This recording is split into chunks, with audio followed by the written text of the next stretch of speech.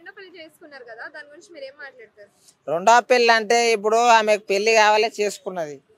నాగ చైతన్య కూడా పెళ్లి కావాలే చేసుకున్నాడు. వాళ్ళకి కావాలి కాబట్టి చేసుకున్నారు, వాళ్ళు బాగుంటారు. ఇక దాని గురించి అదేం పెద్ద సమస్య ఉన్నదా చెప్పండి.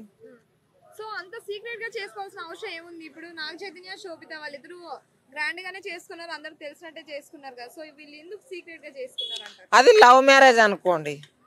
లవ్ మ్యారేజ్ గట్లానే ఉంటాయి. లవ్ మ్యారేజ్ సీక్రెట్ గానే చేసుకుంటారు. ఇది కూడా లవ్ మ్యారేజ్ అని ఎట్లా అంటారు, తల్లిదండ్రులు అందరు ఉండి ఒప్పించుకొని చేసుకున్నారు.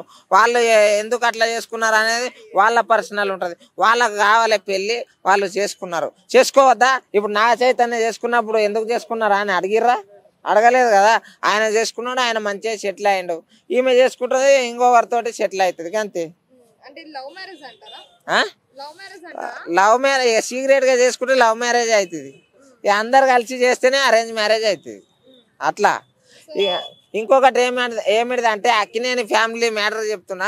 వాళ్ళ ఫ్యామిలీ జర మంచిగా ఉంటుంది. ఇంకొకటి ఏంటంటే జర కాంట్రవర్సీలలో అవ్వదు. దయచేసి ఇలా మ్యారేజ్ ఎఫెక్ట్ నుంచి వెళ్ళి మళ్ళా చైతు అన్నని ఆడుకున్న కుర్రు అప్ప జర దయచేసి.